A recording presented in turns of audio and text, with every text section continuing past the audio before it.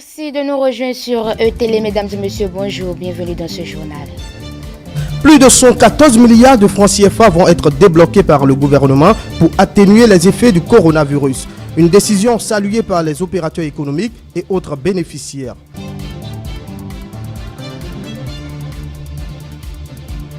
Le développement à la base reste le défi majeur des nouveaux maires. Quelle coopération pourrait-il avoir entre les universités et les conseils communaux? Vous aurez les précisions du professeur David Roch-Niaoui dans ce journal.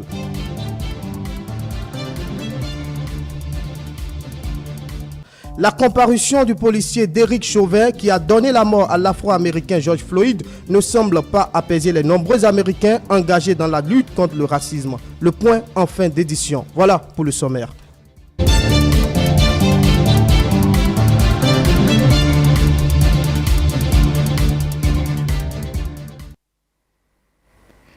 Dans le cadre de la mise en œuvre des mesures sociales liées à la pandémie du coronavirus, le gouvernement, réuni en Conseil des ministres, a entériné ce mercredi 10 juillet 2020 la mise en œuvre d'un programme de soutien de 114,12 milliards de francs CFA en faveur des entreprises formelles, des artisans et petits métiers.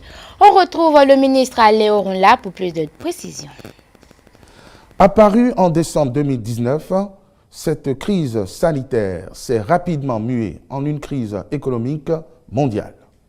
Elle a engendré des chocs qui appellent la prise de mesures pour en atténuer les effets aux fins de la relance de l'économie. En vue d'appréhender en toute objectivité l'ampleur des impacts de la crise, le gouvernement a organisé des échanges avec les différents acteurs économiques.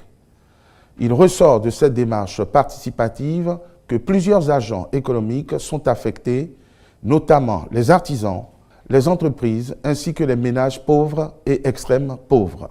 Par ailleurs, dans le but de favoriser l'efficacité des mesures barrières prises par le gouvernement, plusieurs activités ont été suspendues. Il en est résulté des conséquences négatives sur la viabilité des entreprises touchées. Évaluées à 74,12 milliards de francs CFA, les mesures contenues dans le dit programme s'articulent en trois grands points. Il s'agit de un soutien d'un montant de 63,38 milliards de francs CFA au profit des entreprises. Cette dotation est destinée à la prise en charge, selon le cas, de 70% du salaire brut des employés déclarés sur une période de 3 mois, au remboursement des crédits de TVA, à l'exonération du paiement de la taxe sur véhicules à moteur pour ceux qui ne l'ont pas encore payé au titre de l'année 2020 ou à sa conversion en crédit d'impôt au titre de l'année 2021 pour ceux qui l'ont déjà payé à la prise en charge des loyers commerciaux sur 3 mois au profit des agences de voyage déclarées. Elle est également destinée à la prise en charge intégrale des factures d'électricité pendant 3 mois pour les hôtels et les agences de voyage à hauteur de 4,1 milliards de francs CFA. Ce point intègre également un fonds de bonification de 30 milliards de francs CFA au support d'une ligne de financement de 100 milliards de francs CFA à taux zéro au profit des acteurs économiques ciblés via les établissements bancaires et les systèmes financiers décentralisés SFD. Les crédits qui seront accordés via les établissements bancaires à 0% de taux d'intérêt seront remboursables sur une période de 3 ans maximum. Quant aux crédits accordés par les SFD, ils seront remboursables sur une période d'1 an maximum.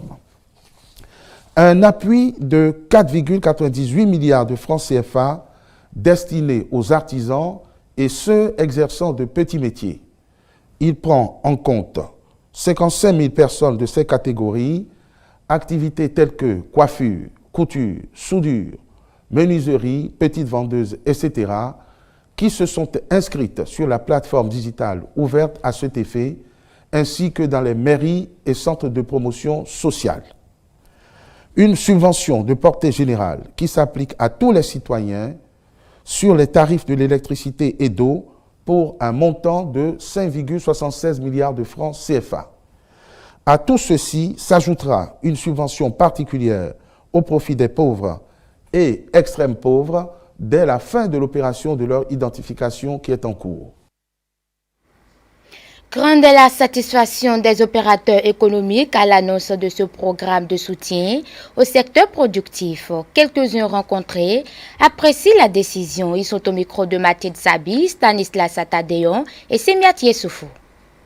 C'est une bonne initiative prise par le gouvernement et nous devons remercier très sincèrement le gouvernement d'avoir pensé à ses concitoyens, à tous ceux-là qui d'une manière ou d'une autre sont impactés par le Covid-19.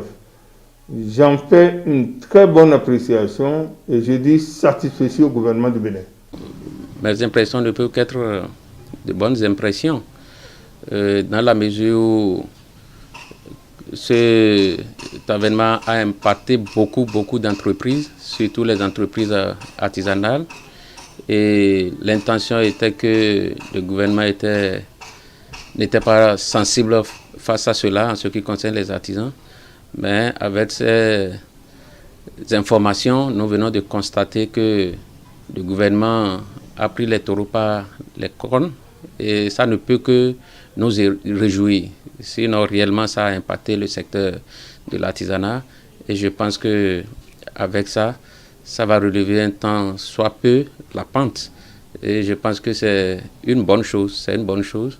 C'est une bonne chose. Et au nom des artisans, on ne peut que dire merci au gouvernement. C'est salutaire. C'est une action très appréciée. Et ça va apporter un grand soulagement à la population qui vraiment a été vraiment affectée dans cette période où la pandémie Covid-19 a touché tous les secteurs d'activité. Ça a mis tout le monde au ralenti. Et vous savez qu'au Bénin, nous vivons presque, la plupart de la population vit avec une économie de jour en jour. Et du coup, cette pandémie a métamorphosé, a touché sérieusement le secteur, tous les secteurs d'ailleurs, et socialement la population béninoise est vraiment atteinte. Et donc le gouvernement béninois a bien réfléchi et de pouvoir aller en aide, apporter cette assistance sociale à la population. Je pense que c'est vraiment salutaire. Je dirais bravo. Bravo au gouvernement qui a d'abord fait l'effort de se conformer aux prescriptions de l'Organisation mondiale de la santé en ce qui concerne cette pandémie et qui a fait suivre tous les Béninois le confinement comme tout autre pays. Et aujourd'hui, a essayé de mobiliser des fonds toujours dans le cadre et a décidé de mettre ces fonds à la disposition de la population jusqu'à autour de 115 milliards. On ne peut que encourager notre gouvernement pour tout l'effort qu'il fournit dans le cadre de l'éradication.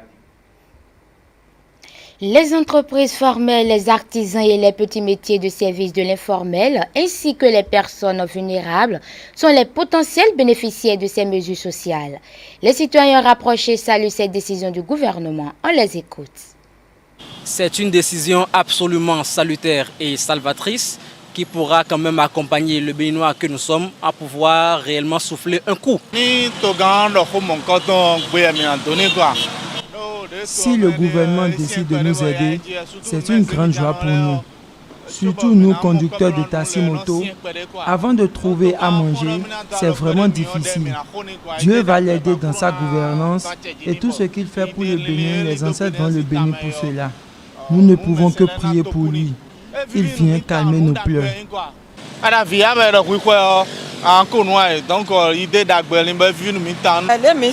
nouvelle nous réjouit vraiment. Il y a juste quelques pièces à fournir pour bénéficier de ces fonds. Oui, on est content de ça. Ça nous arrange. Selon moi, cette décision, elle est salutaire. Je suis très joyeux. La décision, elle est opportuniste.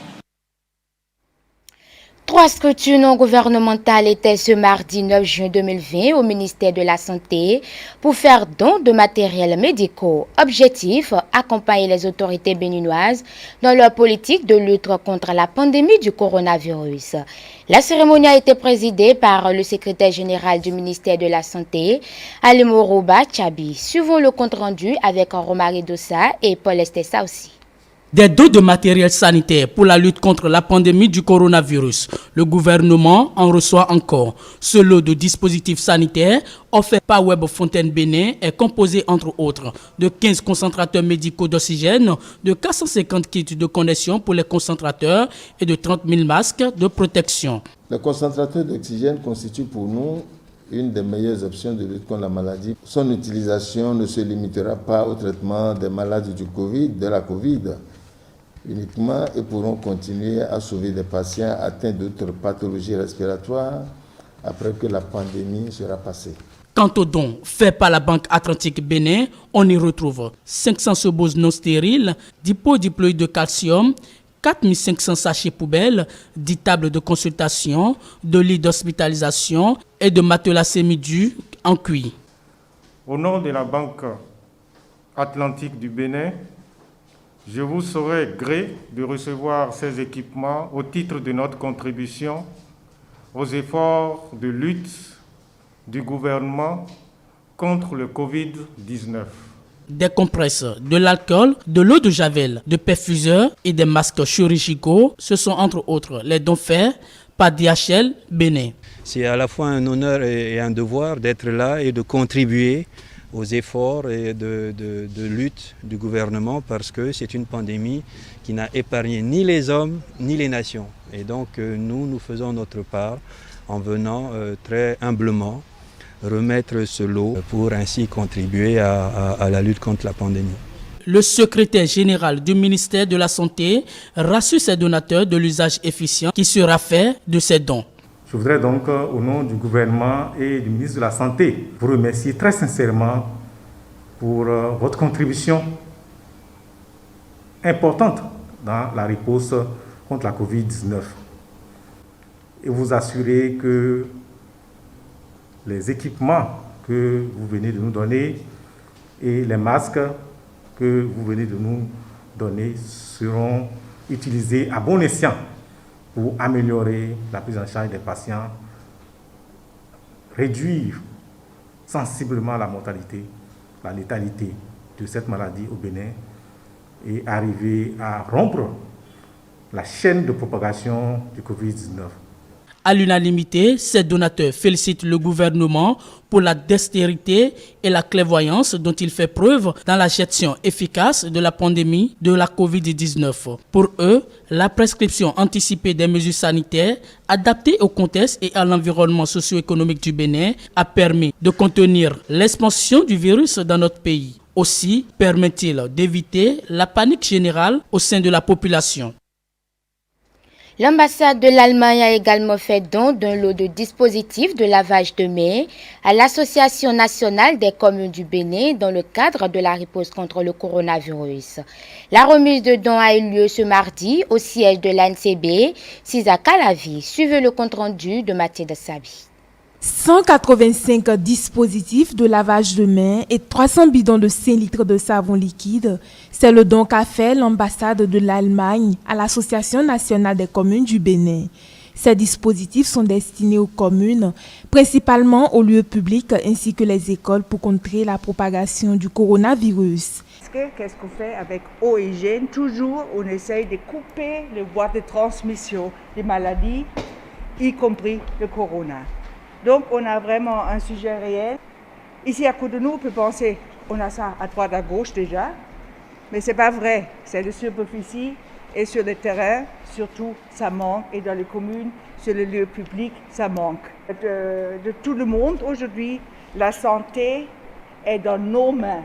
Nous tous, chacun, pour soi, nous tous ensemble, peut faire quelque chose contre le corona à travers le lavage régulier des mains, à travers le beau respect des distances sociales, on est trop proches, et aussi en portant le masque et la porte bien, couvrant le nez et la bouche.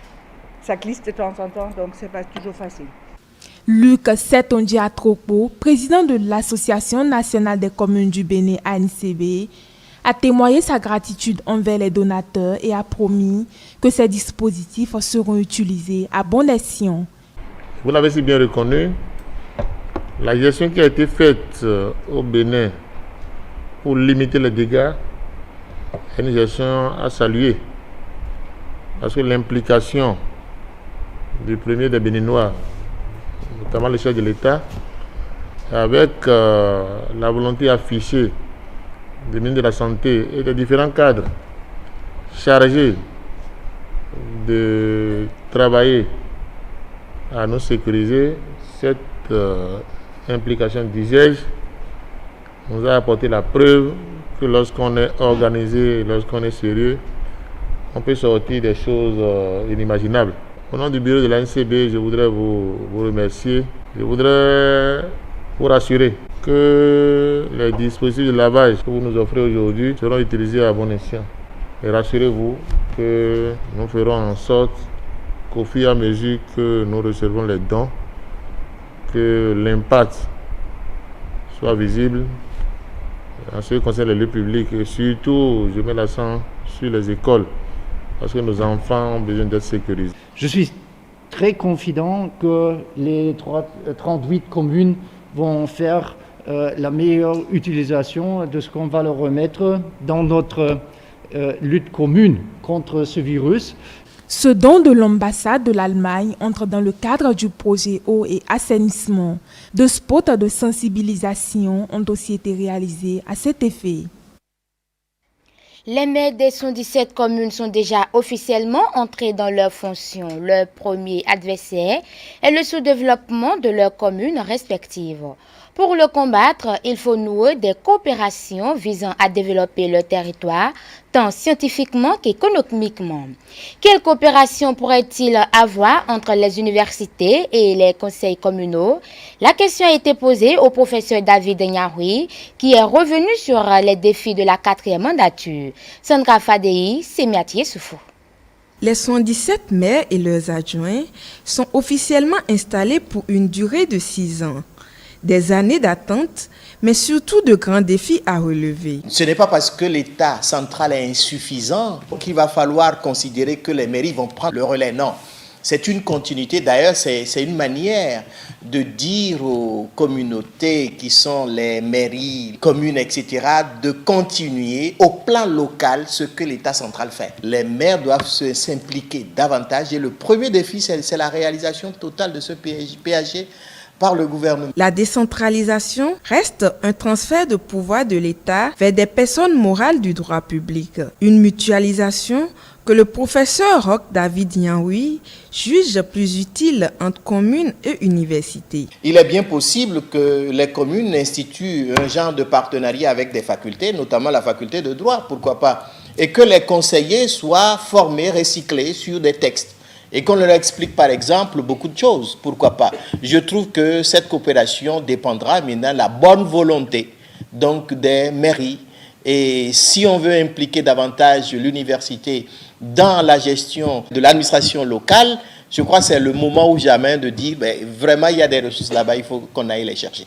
Loin d'être une déconcentration, la décentralisation demeure une gouverne autonome puisque les communes disposent d'un budget propre à elles, a martelé le doyen de la faculté de droit et de sciences politiques. Le développement ne peut pas se situer seulement au niveau de l'État central. Il faudrait délocaliser ce développement pour accompagner davantage les populations dans le mieux-être. À partir de ce moment, je crois que ce sur quoi il va falloir s'appuyer, c'est cette décentralisation, non cette déconcentration qui risque de nous ramener encore à un État très fort qui imposerait sa volonté. Des défis majeurs attendent les élus communaux, des défis qui doivent être relevés pour satisfaire leurs administrés.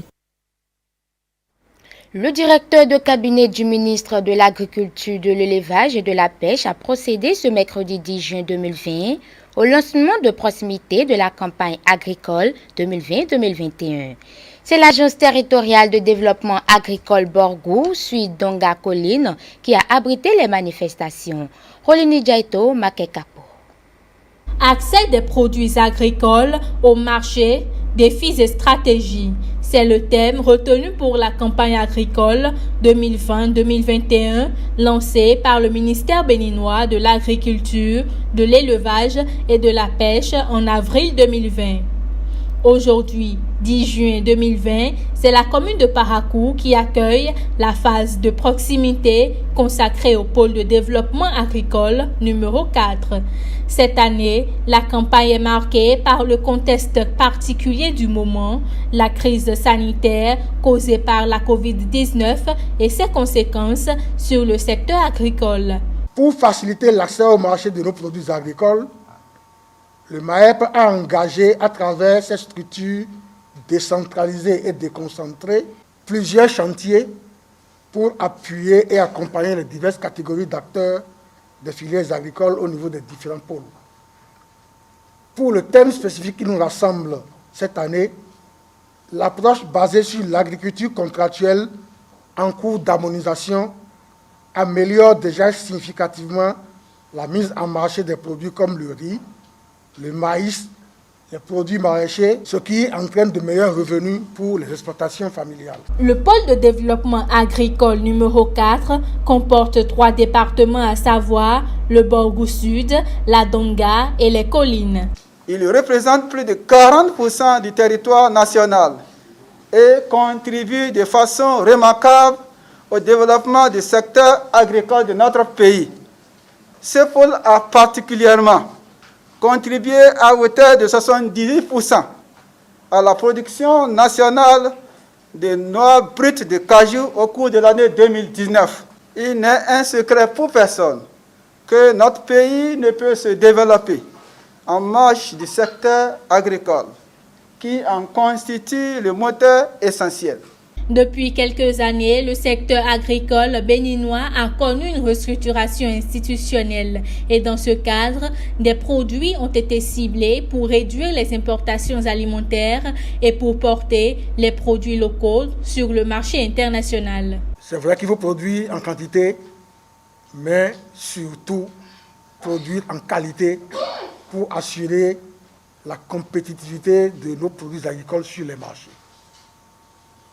Ces ambitions sont à notre portée, au regard des capacités productives de notre agriculture, des capacités de transformation agroalimentaire de nos petites et moyennes entreprises, des capacités techniques de nos structures de contrôle et d'analyse, de l'environnement favorable aux affaires et de l'accompagnement des divers fonds d'appui à l'entrepreneuriat agricole. Le représentant des préfets des départements constituant la zone agricole numéro 4 n'a pas manqué de porter à la connaissance de l'assistance, de l'engagement des autorités aux côtés des actions du gouvernement dans le secteur agricole. Je voudrais réitérer l'engagement des préfets à soutenir les actions de promotion des différentes filières dans leurs départements respectifs et renouveler la gratitude aux différents acteurs ainsi qu'aux partenaires intervenant dans le pôle 4. Le lancement officiel de la campagne agricole de proximité 2020-2021 dans le pôle de développement agricole numéro 4 a été marqué par ce geste symbolique, la mise sous terre de quelques plans. Le policier mis en cause dans la mort de George Floyd aux États-Unis a fait sa première comparution. La justice a fixé sa caution à $1 million, une procédure judiciaire loin de calmer les manifestants. Reportage de nos partenaires de CCTV. 2 semaines jour pour jour après la mort de George Floyd, le désormais ex-policier Derek Chauvin a comparu pour la première fois par liaison vidéo. Apparaissant dans un uniforme de prisonnier orange, menotté, la comparution devant la cour a duré une dizaine de minutes. Le juge a fixé sa caution à $1,25 million ou à $1 million si Chauvin acceptait les conditions. Il s'agit notamment de remettre ses armes à feu, de n'avoir aucun contact avec la famille de la victime et de ne pas quitter le Minnesota sans permission. Ses avocats sont partis sans faire de commentaires.